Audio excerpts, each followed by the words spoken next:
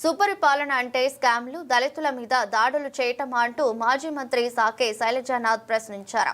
మహిళలను వేధిస్తున్న ఎమ్మెల్యేలకు చంద్రబాబు మద్దతిస్తున్నారు అంటూ శైలజానాథ్ దుయ్యబట్టారు. జూనియర్ ఎన్టీఆర్ తల్లిని దారుణంగా దూషించిన ఎమ్మెల్యేకి చంద్రబాబు వత్తాసు పలికారు. ఇదేనా సుపరిపాలన అని ప్రశ్నించారు. ప్రణాళికాబద్ధంగా చంద్రబాబు వ్యవస్థలను నాశనం చేస్తున్నారని, ప్రచార ఆర్భాటమే తప్ప ఆయన పాలనలో ప్రజలకు ఒరిగిందేమీ లేదన్నారు. కూన రవికుమార్ ఒక మహిళా ప్రొఫెసర్ని వేధిస్తే ఎందుకు చర్యలు తీసుకోలేదు అంటూ శైలజానాథ్ ప్రశ్నించారు. రాష్ట్రంలో రాజకీయ వికృత క్రీడలను ఇకనైనా ఆపండి అంటూ శైలజానాథ్ హెచ్చరించారు. సుపరిపాలన గురించి మాట్లాడుతూ ఉంటారు. అసలు సుపరిపాలనకు అర్థం ఏమైనా ఈ కాలంలో మారిందా?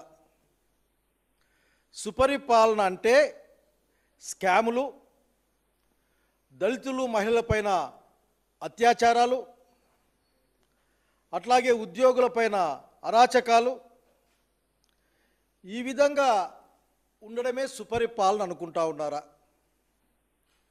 లేక ఇసుక, మన్ను, సారాయి అందులో జరిగే దోపిడీనే మీరు సుపరిపాలన అని చెప్పాలనుకుంటా ఉన్నారా?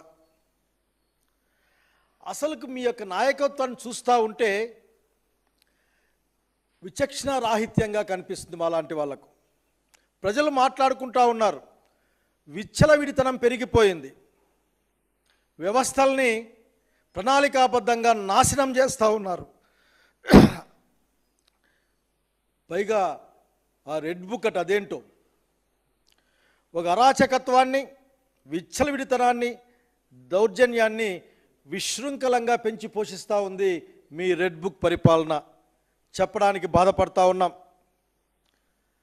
మీరు ఏం పని చేసినా కొన్ని ఫోటోలు, ప్రచార ఆర్భాటాలు, మీరు ఏ మాట చెప్పడానికి కూడా ఇంత కూడా సంశయించరు మీరు.